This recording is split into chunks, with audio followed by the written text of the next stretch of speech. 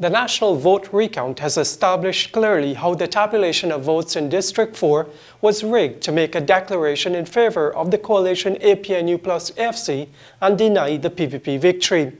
But the recount is not yet complete, and there are very nervous days ahead. There are lingering questions about whether the process would be derailed, and if it is not and the recount is completed, would there be any manoeuvres to prevent a declaration of the results based on the figures from the recount? Well, the bottom line is, I think it's like I've said before, one of the clearest examples of a naked attempt to rig elections right in front of the eyes of the people. Anand Prasad has worked with the independent Starbuck News since 1989 and is now its editor-in-chief. It's clear, I think, to everybody who is independent observer and anybody who wants to uphold the rule of law that there was an attempt, and there continues to be an attempt, to rig the elections, and that must not happen. That must be stopped at all points along the way, and it's something that is extremely important for the protection of the democracy of the country.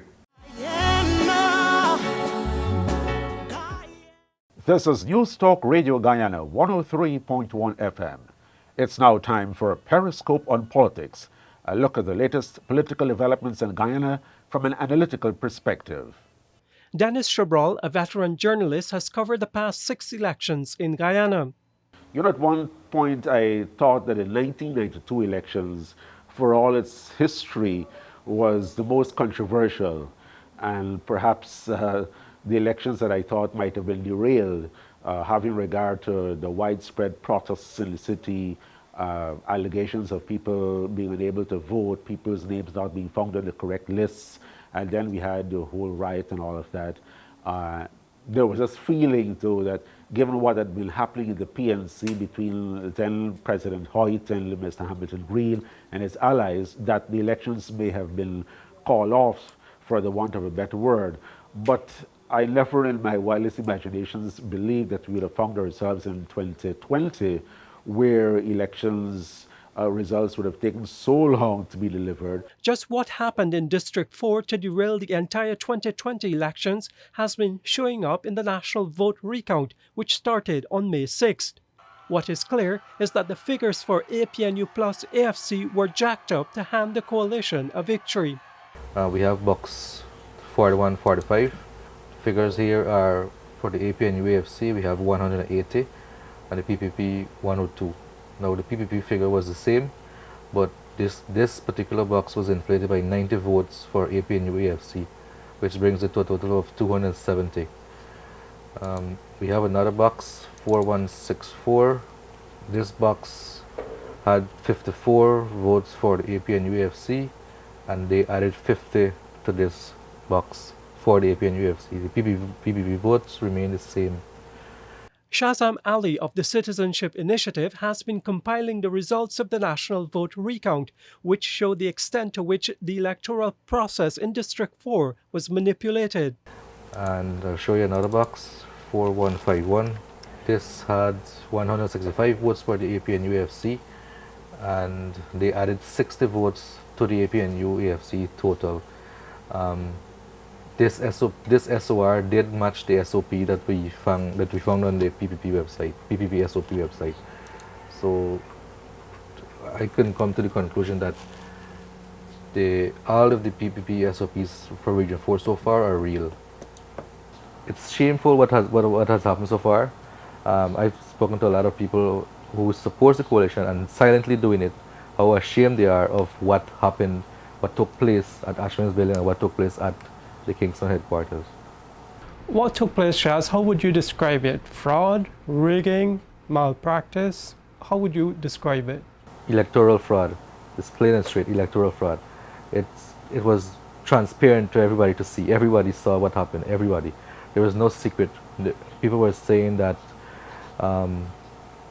the GCOM staff were like bombarded by the party agents and so on, but there was a reason. Everybody was seeing the wrong that was taking place. Nobody wanted to stay quiet. Seeing something like that go wrong in front of your own eyes, how can anybody sit back and just allow it to happen? The general and regional elections were held on March 2nd. The fact is that by the evening of the day after the vote, the Tuesday, the two major political powers, the PPP and APNU+AFC, knew for sure who had won the elections. They had statements of poll produced at each of the country's 2,339 polling stations, which proved this. And so a plot was hatched. A way had to be found to show how the coalition won. And it had to be done fast because the tabulation of the statements of poll which show how many votes were cast for each party at all the polling stations in the district was well along, and any undue delay would raise suspicions. The evening of the Tuesday, the vote count was suspended when just after half of the statements of poll were counted for the district. The dark hours would be used to set the plan in motion, but by 9 a.m. start time the next day, Wednesday, everything was not in order. More time was needed. While the numbers were being doctored and the tabulation process being stalled, an ambulance was called in for the returning officer Claremont Mingo. He spent some time at the hospital but was back on his feet in the afternoon. A spreadsheet was prepared for him on his return, and he entered the room with it. Arrived at these broadsheets. I took each statement of poll, input it into our computer, tabulated them, and come up with these broadsheets for each polling station. Mr. Mingo, how can we verify that, excuse me, how can we verify that what you've inputted from your SOPs is the correct figures? That is why we need a verification process. If you have yours, you can follow me. That's all I'm saying. If you have yours, follow me. And then if it does not follow? If it does not follow, then there's a course of action which is specified in the law you can follow. So no verification of SOP to SOP? No. But you'll be reading from each SOP. From this sheet. No, that's not an SOP. And The law doesn't cater for a The spreadsheet. information on this is extracted from my SOPs. He had the GCOM agent call out numbers one after the other, rapidly. No one could follow, and they could not stop him. Mr. Mingo, can I humbly ask that she slows down a little bit so we can get the numbers in? 4057. What was clear is that the numbers being called did not match the numbers from the statements of poll, and the manipulation of the numbers was done so clumsily that there was no time to apply any science, just add and subtract. Listen to the numbers being called and take a look at what the recount has proven. We begin with box number 4057. ANA 0, APNU+AFC 165. 165 for APNU? Wrong. The actual figure, as shown by the recount, was 105, and so Mr. Mingo added 60 for APNU+AFC. Now listen to the number called for the PPP. CG 0, LJP 0, PPPC 50. The actual figure was 70, not 50, so Mr. Mingo subtracted 20 from the PPP. Let's take another box, 4058. Listen to the number for APNU+AFC. 4058, analog 0, APNU+AFC 163.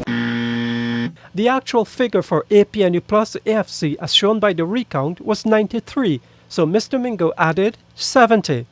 Now listen to the figure called for the PPP. LJP 0, PPPC 71. The actual figure for the PPP was not 71, but rather 91.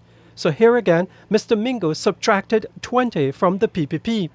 We move to yet another box, 4150. Listen to the number called for APNU+AFC. 4150, ANA 0, APNU+AFC 237. The actual figure for APNU+AFC, as shown by the recount, was 207 and not 237, so Mr. Mingo added 30. And this pattern continued for many, many more boxes. Of the 879 statements, Mr. Mingo used his spreadsheet with numbers no one could verify for about 400 until he returned to using the actual statements on the night of March 13th, using this makeshift projector screen, making it difficult for anyone to see what was on those statements. At polling station 4054, where President David Granger voted at the Pearl Nursery School, the votes for the coalition were bumped up as much as 90. So from what you've been saying, it has been almost a pattern of adding 50, adding 90, adding 60. There wasn't an effort to say, let's put a 19 so it will look a bit off, or a 30. And this was zeros at the end of whatever number. Right. All was like 10 or 20 votes. It's like the 10 times table. 10 votes, 20 votes, 30 votes, as high as 90 votes so far. And even taken away from the PPP, 20 votes, 10 votes, 30 votes. With the first declaration by returning officer Claremont Mingo deemed by the High Court as having breached the country's electoral laws, Mr. Mingo made a second declaration, but that too was called into question. We tried to contact Mr. Mingo on the telephone number provided by GCOM, but multiple attempts were met by the same response.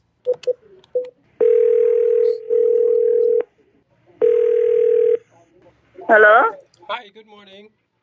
Good morning. My name is Neil Marks. I was trying to reach Mr. Claremont Mingo, please. It's not around. Do you have any idea of when I may be able to get him? No. Or does he have another number I may contact him on? No, I don't have a next number. Okay, bye.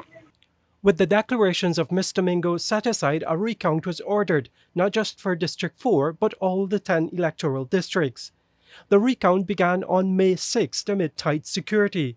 One thing was for sure, no cameras would be allowed in the building. But there was a window of opportunity for the newsroom. So we are inside the Arctic Chong Conference Center. So this is the health tent that we are passing in order to get access to the conference center. We're going to try to go around to the back where the containers are, because that's where they have to open in order to get the ballot boxes out and to begin this recount process.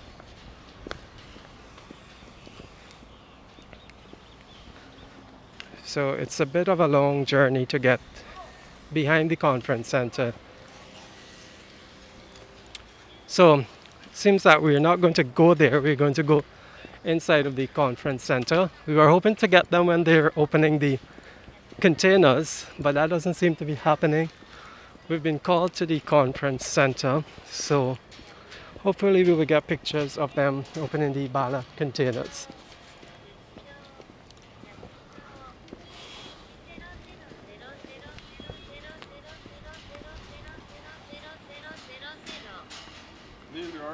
Morning, yeah.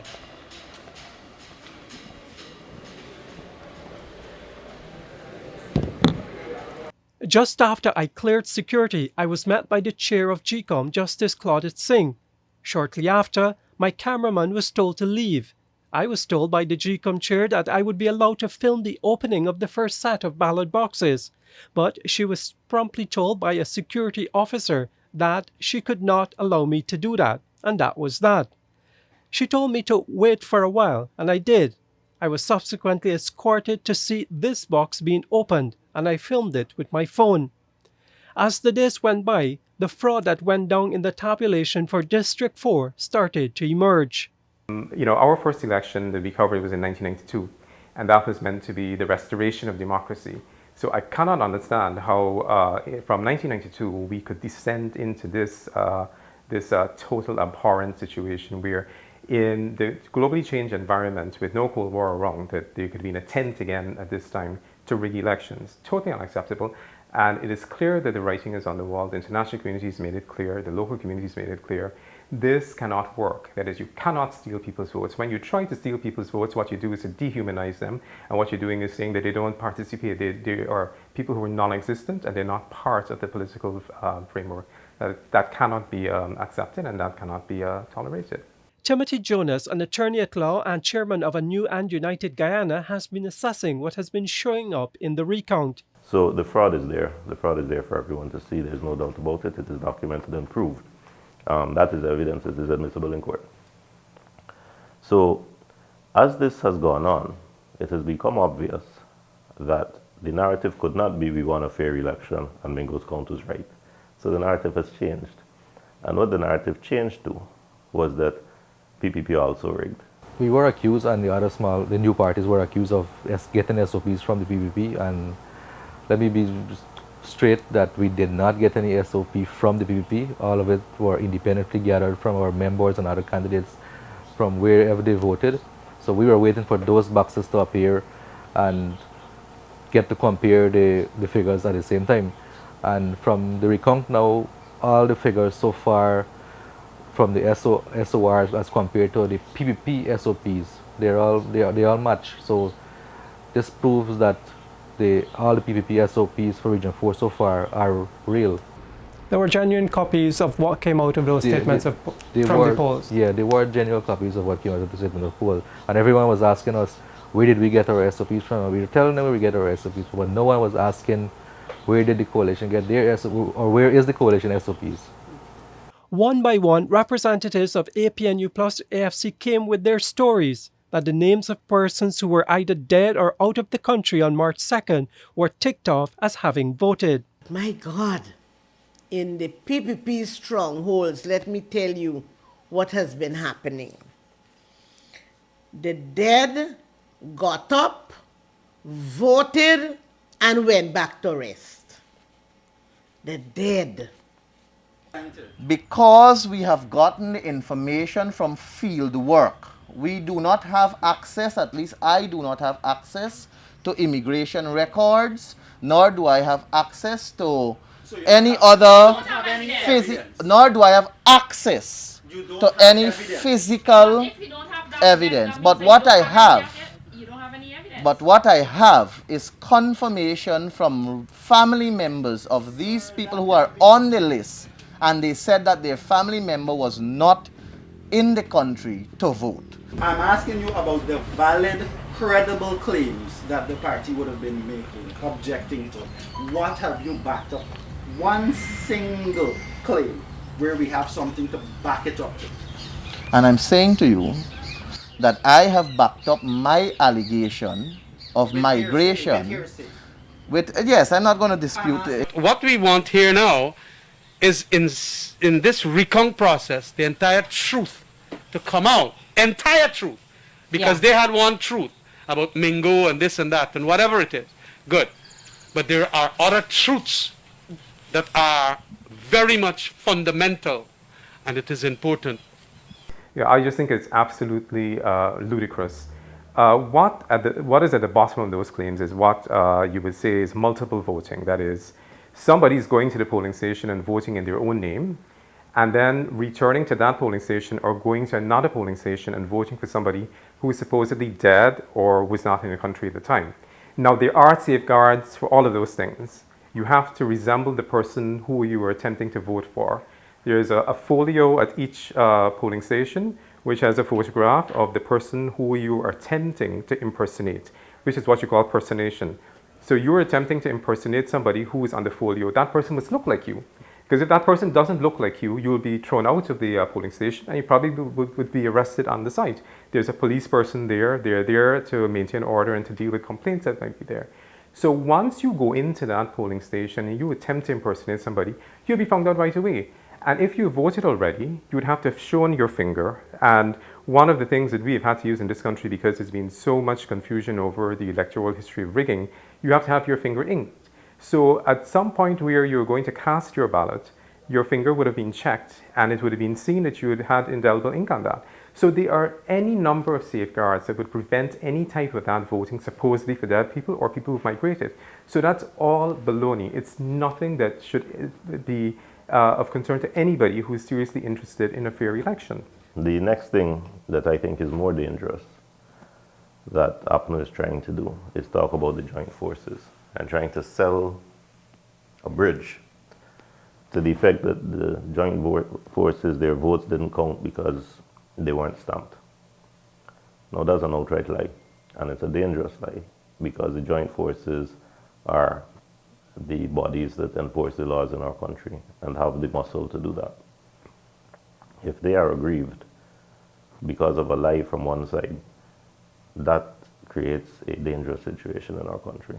There are no examples that I can think of where the media has failed to report on the cases that APNU+AFC has presented.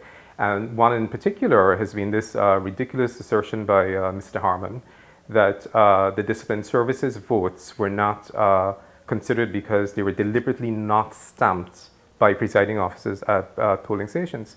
There is no way, given, maybe Mr. Harman doesn't know this, there is no way that those votes could be determined to be of discipline services voters because they are simply mixed with certain polling stations, in particular because you'd like to make sure you preserve the identity of the discipline services voting people so that nobody will know how they voted. So when all of those ballot papers are intermixed at each polling station, nobody knows which ballot paper is from a discipline services voting from, as opposed to one from Eccles. So to say that those things were deliberately not stamped as a means of preventing the votes of discipline services voters from being considered is nonsense, because there's no way of telling which ballot paper has been signed, has been ticked off by a discipline services voting. The 25-day timeline ended on Saturday, and an additional 2 weeks has been given to complete the process, but there is no stopping the unsubstantiated objections being raised. Every time a box comes in to be counted, and the APNU rep will call off a list of numbers of voters on that list represented in that box to ask if these numbers, if the people represented by these numbers voted.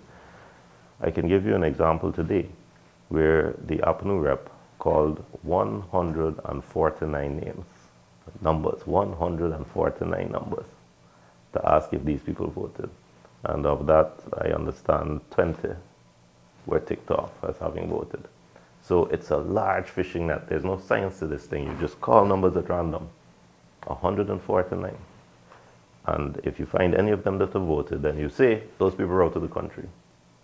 You don't provide any evidence of that, any information of that. But the compliant and complicit GCOM official religiously writes in the observation report, APNU rep says these 20 names are out of the country. And that is documented. And it's a funny thing about putting something in writing. If I tell you a lie, it's easy to discard it. But when you write that lie down, somehow it gets weight. Somehow it's given credence. And what's happened is that this magic report by the APNU agent saying 20 people out the country has somehow, because it is on a piece of paper, been given credence by APNU and by the APNU supporters. So these observation reports are going back to GCOM and no one knows what's going to happen with them.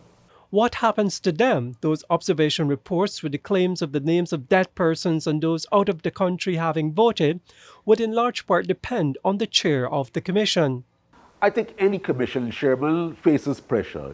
No commission chairman, as far as I recall, has ever been able to perform satisfactorily to all of the political parties, especially the two main political parties.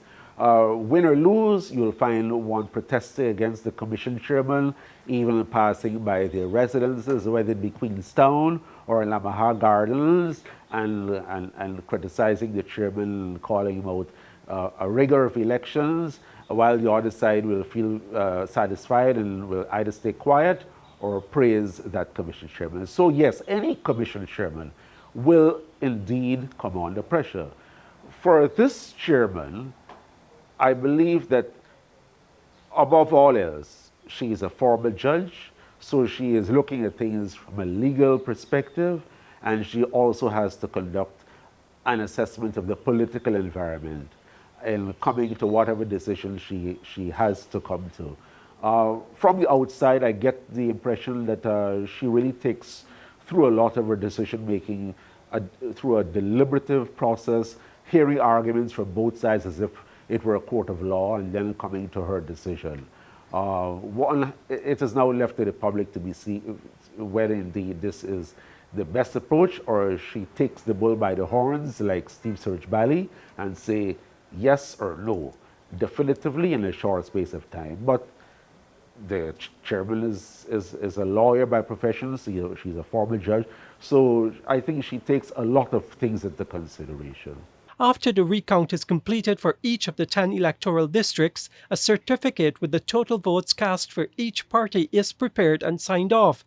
Once all the districts are completed, the Chief Elections Officer will have to add up the totals from the 10 certificates and present a report to GCOM for it to declare the results. What will happen to the volumes upon volumes of objections that have been raised remains to be seen. The Chief Elections Officer will have to present a summary. The order says he does the maths you're talking about. So he informs the commission, this is the recount, this is the maths. Easy job. And then, as you say, the order says, and it uses the word summary of the observations. That is not an analysis. It's not an assessment of whether they're true or not. It's not a critique. It's a summary, and a summary is just an abbreviated version. So to me, a summary will say there were 20 objections, and the nature of the objections were this, and the total number of ballots involved in the objection were this, and no further evidence was presented. Or the following evidence was presented. But that is all he can do. It is not for him at all to try to justify or denigrate the objections, not to validate them or reject them. He has no place in assessing them. And that is what needs to be said to the country now, because I think he's going to step outside of bounds. Even at this stage, we seem to have any precision as to what will indeed happen after the recount process. We know, yes, there will be a declaration one way or the other, but the question remains to be answered is what will happen coming out of the recount, especially since you have that clause in the recount order that says that it is the commission, as we know it's pretty much politically divided, will have to decide whether to accept, whether the chief elections officer should use the data to compile a report to send it back to the commission. What if the commissioner says we do not want the chief elections officer to use that data? Or what if there's another loophole that is found that says no, the recount data cannot be used?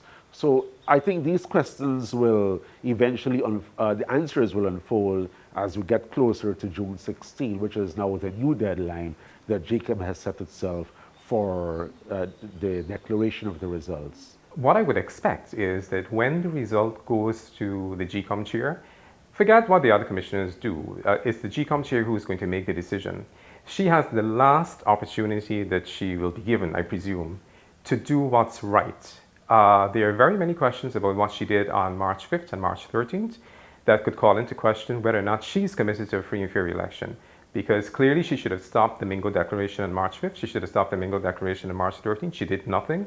She's made a number of decisions that I would question whether or not she really is committed to free and fair elections. So she has one last opportunity to show that she is committed to free and fair elections. When she gets that result and the recount is concluded fairly, she has to present to the public what the result of the recount is. And that is the decision, and then you declare the winner of the election. That's what she has to do.